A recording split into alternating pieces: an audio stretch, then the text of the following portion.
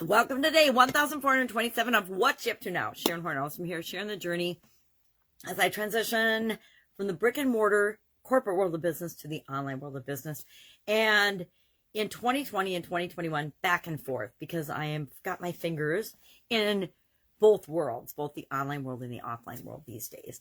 Now, call this one, never hear the end of it. Why? Because that was our idiom for Supersize Your Business today. Between now and the end of the year, I've switched from Christmas, which just was yesterday, to end of the year idioms because it is the end of 2021. Interesting year. I would say it's been a good year, but it's been a bizarre year. I thought 2020 was a crazy year, and 2021 has just been ridiculous and more chaotic and interesting. So never hear the end of it. I like this idiom. I like this expression. I don't like the feeling of never hearing the end of something, but I do like the idiom because it reminds me to not repeat things or repeat stories that I wouldn't want to be a part of or be repeated. Whenever we get together for the family holidays, it's always a kind of a, okay, what stories are we going to hear about ourselves this celebration? Because as kids, we all do funny things, right? And there's some stories that are shameful or embarrassing or it's just stuff we don't want to hear over and over again. If you ever made a mistake and people remind you of it constantly, if you ever did something, sometimes I'll hear about my relationships or my past relationship. I've been divorced since 2015, I think. So it's been a long time. But every once in a while, I'll still hear something about it at our family gatherings or something about, the pig egg story from when I was a kid. Now, yesterday was a great holiday celebration. It was just a couple of our families got together because, everybody's got their families and some people have to travel, some people don't. So it was just one of my sisters, her family, and then my family. Part of her family is, of course, far away. So there were just a few of us, but we got together and we have my 10-year-old granddaughter who just started really walking over the weekend.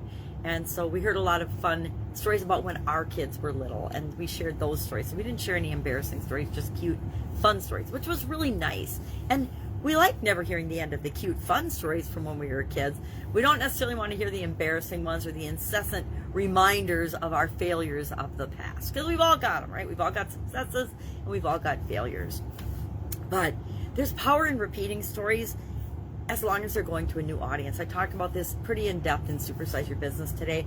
So if you're curious about this idiom and how I would apply it to business or how you might apply it to business in different areas and aspects, you can check that out on Supersize Your Business page on Facebook, or I think I post it around, so you can find it on YouTube, you can find it on Facebook, you can find it on Instagram, you can find it on Reddit. There's all different spots that it ends up getting posted to. But I actually have to admit that I like the idiom and what it means. And I don't know that I've used it, I'm sure. Like I've said, am I ever going to hear the end of this story? I'm sure I've done that and pushed back on the stories that I don't like from childhood or at family gatherings or at work, right? Sometimes you'll have a boss. I had a boss who literally every other staff meeting, if not sometimes every staff meeting, we met at least once a week as a staff at this organization, would tell the same joke. And it's like, man, you got the same audience, same joke, get a clue, right? So sometimes stories should be repeated, and you can repeat your stories because forever and ever and ever, Russell Brunson taught me this, that as long as you're in front of a new audience, you want to be repeating your own stories because people won't get sick of them. However, if your audience remains mainly the same and you're telling the same story, what happens is we tend to tune it out. And so instead of people hearing the new messages to your story, unless I really consciously make myself listen to a story that I've heard before, Russell Brunson's would be an example of that. And even if he changes and tells different aspects of the story or beefs it up or improves it, I will have tuned it out before he gets to the changes, unless I totally make myself listen to it. And I suspect I'm not the only one that does that.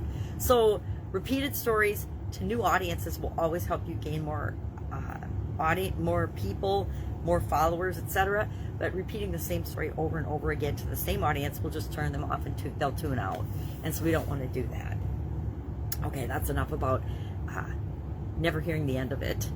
our Get Up and Go challenge today was about confidence, and we used it and applied the SOAP framework and the tool of hypnosis or self-hypnosis to the SOAP framework with respect to our level of confidence. And I gave an example and talked through that. Again, Get Up and Go challenge, free 30-day challenge, Facebook page, Facebook group. You can look it up there, or you can message me and I can get you the link to it.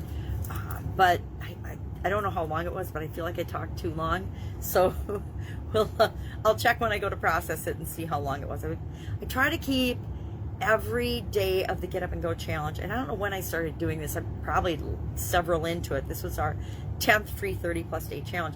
Try to keep it to about 10 minutes or less so that people don't have to commit a ton of time to applying the strategy, learning the SOAP framework, and installing it in their subconscious, because the whole point is that you can use tools, apply them quickly and easily, and make them an automatic part of your life to continually get you better results without having it to make it a big, conscious, hard thing to do. So many times we as human beings overcomplicate everything. Anybody besides me ever do that? Anybody? It's amazing. We can take the simplest things and make them such a big deal and make them so difficult for ourselves, when usually all we have to do is do one thing. Take one step toward what we want, and then we'll start getting momentum and going toward it. But we'll talk ourselves out of taking that one step because everything isn't perfect, or we don't know everything we need to know. And it just slows us down and stops us.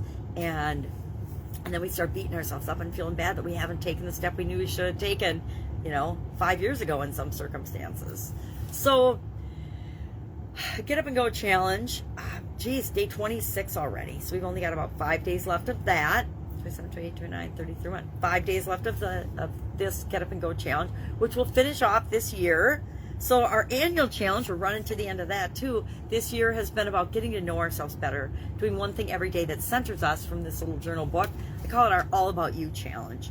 And today was the third part of a 3-part sayings day, which this book this year, this particular journal has several of those in. I don't remember the past 3 years, any of the previous 3-year annual challenges they'd have like 2 days that were related to the same saying, but this one actually had several that were 3, which I find interesting. Doesn't matter, but this is not what we're going to base next year's annual challenge on. Next year's annual challenge is going to be different. It's going to be different. It's going to be interesting and different. My challenge in next year's annual challenge is to make it short and sweet and quick, something we can do every day like this, and commit to doing it every day. And not have it be something as simple as these little journal books. I use these because they were quick and simple. They allow me to work on an annual goal a teeny tiny bit every day, painlessly, right? There's no pain associated with any of these, except for the unplug for a weekend one, which I still haven't done. And I haven't committed my weekend yet to that. I'll have to decide after the new year which weekend I'm just going to shut everything down. That's actually a pretty big commitment in today's world, not have any electronics, which means, do I still get to use my coffee maker? That's an electronic coffee maker. We'll have to see. I guess it's our challenge, so we get to make the rules for ourselves. So I get to still have coffee, okay?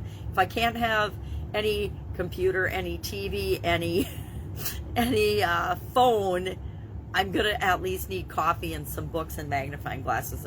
And my challenge is with my vision, I need tools to make everyday functioning work for me. So I blow things up with magnifiers and things so that I can see and function. But we'll figure it out. I'll figure it out. It's a challenge, and I love a good challenge.